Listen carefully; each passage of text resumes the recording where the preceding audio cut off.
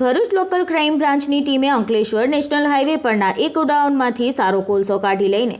કોલસામાં ભેળસેળ કરવાની પ્રવૃત્તિનો પર્દાફાશ કરીને આ ગુનામાં સંડોવાયેલા માનાતા 7 ઈસમોને મુદ્દામાલ સાથે ઝડપી લઈને અન્ય 10 ઈસમોને વોન્ટેડ જાહેર કર્યા હતા। Bharuch local crime branch in-charge PI A ચૌધરીના માર્ગદર્શન હેઠળ લોકલ ક્રાઇમ બ્રાન્ચ પીએસઆઈ આર.કે. તોરાણી ટીમ સાથે અંકલેશ્વર શહેર વિસ્તારમાં પેટ્રોલિંગમાં હતા। તે દરમિયાન બાતમી મળેલ કે સુરત મગદલા પોર્ટ ખાતેથી ટ્રાન્સપોર્ટ મારફતે લઈ જવાતા ઇમ્પોર્ટેન્ટ કોલસાને નેશનલ હાઈવે નંબર 48 પર સુરતથી અંકલેશ્વર તરફ જતા લક્ષ્મી વે બ્રિજ પાછળ આવેલ નઈમભાઈના ગોડાઉનમાં શ્યામ એન્ટરપ્રાઇઝ ટ્રેનિંગમાં કરસનભાઈ ગોવિંદભાઈ રંગપરા તથા તેમના બીજા ભાગીદારો ટ્રાન્સપોર્ટ ટ્રકમાંથી ઇમ્પોર્ટેન્ટ કોલસો કાઢી લઈને ગોડાઉનમાંથી કોલસા સાથે ઠારની કાળી માટી અને ફલાઇન્સ મિક્સ કરીને સારા કોલસાની જગ્યાએ ભેળસેળ કરેલ કોલસાનું વેચાણ કરે છે અને હાલ તેઓના ગોડાઉન પર આ પ્રવૃત્તિ ચાલુ છે। એલસીબીની ટીમ મળેલી બાતમીના આધારે ઉપરોક્ત જગ્યાએ રેડ કરતા ગોડાઉનમાં 7 ઈસમો મળી આવેલ। સદર ઈસમોની પૂછપરછ કરતા ટ્રકમાંથી ઇમ્પોર્ટેડ કોલસો કાઢી લઈ તેના ઠાનગઢનો કોલસો તથા ફલાઇન્સ ઉમેરી કંપનીમાં મોકલતા હોવાની કબૂલાત કરી હતી। વધુ તપાસ કરતા ઉપરોક્ત કોલસો અગ્રવાલ કોલ કોર્પોરેશન ખાતેથી ભરી દહેજ ખાતે આવેલ GACL નાલ્કો અલ્કાઇઝ એન્ડ પ્રાઇવેટ લિમિટેડ કંપનીમાં જવાનો હોય કંપનીના માણસોને બોલાવી ચકાસણી કરાવતા ઉપરોક્ત કોલસો તેઓએ મંગાવેલ પ્રમાણમાં ન હોય ભેળસેળવાળો હોવાનું જણાવ્યું હતું। આ સંદર્ભ સદર કંપની સાથે છેતરપિંડી કરેલ હોવાનું જણાતા તેમની ફરિયાદ લઈને ઘટના સ્થળેથી હાજર મળી આવેલ ઈસમો 1 વિજુભાઈ ભીમાભાઈ મલેકિયા, 2 રાજેન્દ્રશ્રી કાલુભાઈ સરોજ, 3 રોહિતભાઈ લાલાભાઈ કટારા, 4 અજયભાઈ લાલાભાઈ કટારા, 5 રઈસ અફસર અલી, 6 શેરુ રાયસિંગ અમલિયા, 7 અજમલ હુસેન રેશમ અલીઓને ઝડપી લઈ અંકલેશ્વર રૂરલ પોલીસ મથક ખાતે ગુનો નોંધાવ્યો હતો। આ ગુના હેઠળ અન્ય ઈસમો 1 કરસનભાઈ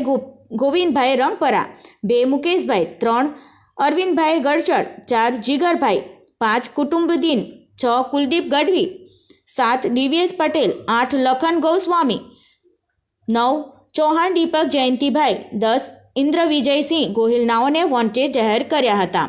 લોકલ ક્રાઇમ બ્રાન્ચની ટીમે આ ગુના હેઠળ ગોડાઉન ઉપરથી મળી આવેલ ઇમ્પોર્ટેન્ટ કોલસો આશરે 90 ટન, ગોડાઉનમાં પડેલ ઠારની માટી આશરે 35 ટન,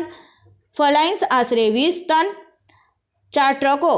જોન ડિયર કંપનીનું 5310 લોડર 4 વ્હીલ કાર અને 1 મોટરસાઇકલ, મોબાઈલ નંગ 9 તેમજ ટ્રકમાં રહેલ કોલસો મળી કુલ કિંમત ₹61.64.157નો મુદ્દામાલ કબજે લીધો હતો। ભરૂચ એલસીબીની ટીમ દ્વારા એક કોલસા જે છે એ બાબતેનો એક ગુનો દાખલ કરવામાં આવ્યો છે। જે ગુનાની વિગત એવી છે કે આ જે કોલસાનું જે કન્ટેનર છે એ ઇમ્પોર્ટેડ કોલસા છે એ મગદલ્લાથી આગળ મગદલ્લા ઇમ્પોર્ટ થતો હતો અને ત્યાંથી પછી આગળ GACL કંપની જે છે ત્યાં આગળ જતું હતું। પણ કેટલાક ઈસમો દ્વારા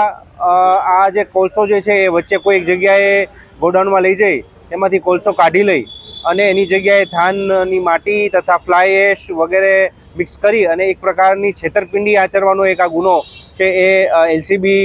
ભરૂચ દ્વારા શોધી કાઢવામાં આવ્યો છે। આ બાબતે અંકલેશ્વર રૂરલ પોલીસ સ્ટેશનમાં ગુનો દાખલ કરવામાં આવ્યો છે। 7 જેટલા આરોપીઓ જે છે એમાં અટક કરવામાં આવ્યા છે અને કુલ એમાં જે આરોપીઓ છે લગભગ 17 જેટલા આરોપી જે છે તેના નામ આમાં સામેલ છે અને આ બાબતેની તપાસ છે એ એલસીબી છે ભરૂચ એ કરી રહી છે હાલમાં। સર, આ લોકોનો ઈમો કઈ રીતનો હતો, કઈ રીતનું આખું કાવતરું કરાતું? બેઝિકલી આ જે ઇમ્પોર્ટેડ કોલસો છે બહારથી આવે છે અને એ જે તે કંપનીમાં આ જતો હોય એ દરમિયાન વચ્ચેથી જ આ કન્ટેનરને ડાયવર્ટ કરી અને એમાંથી કોલસો કાઢી અને એની જગ્યાએ એટલું ને એટલું વજન રહે એ બાબતની બીજી કોઈ વસ્તુઓ અંદર મૂકી અને એક પ્રકારની આ એમની એમો હતી। હાલમાં આની આ તપાસ ચાલુ છે, ઊંડાણપૂર્વકની તપાસ ચાલુ છે, કેટલા સમયથી ચાલુ હતી અને એ લોકોનો ગુનાહિત ઇતિહાસ શું છે બાબતની તપાસ હાલમાં ચાલુમાં છે।